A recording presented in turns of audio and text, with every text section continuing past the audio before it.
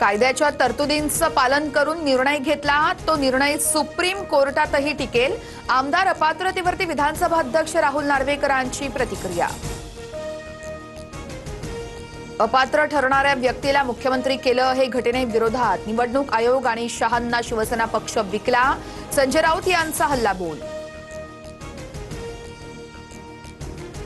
मी भोळा असलो तरी भाजपवाल्यांनी कधीच खाऊन टाकलं असतं.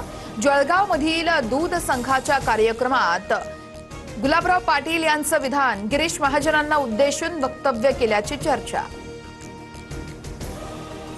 आंदोलकांनी आक्रमक राहावं, पण भटकता कामा नये. कुणावरही वैयक्तिक व्यंग नको.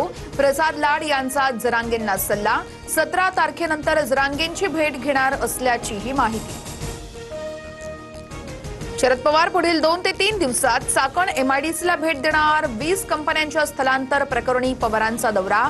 पायाभूत सुविधांच्या अभावामुळे उद्योगांचं स्थलांतर भूषणावह नाही. फेसबुक पोस्ट करत पवारांनी केली होती टीका.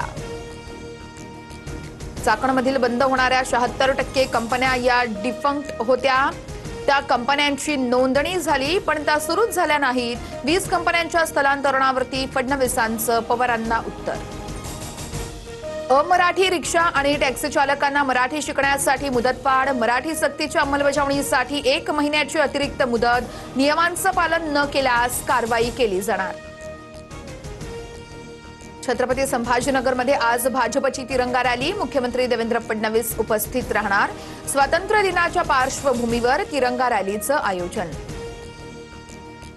नाशिक कुंभमेळ्याच्या बनावट वर्क ऑर्डर प्रकरणी जामनेरमधून आणखी 3 ताब्यात. नाशिक पोलिसांच्या विशेष पथकाची मोहीम. कुंभमेळ्याची कामं मिळवून देण्याचे आमिष दाखवत 3,45,00,000 फसवणूक. पुण्यामध्ये दैवी शक्तीच्या नावाखाली अल्पवयीन मुलींचं लैंगिक शोषण.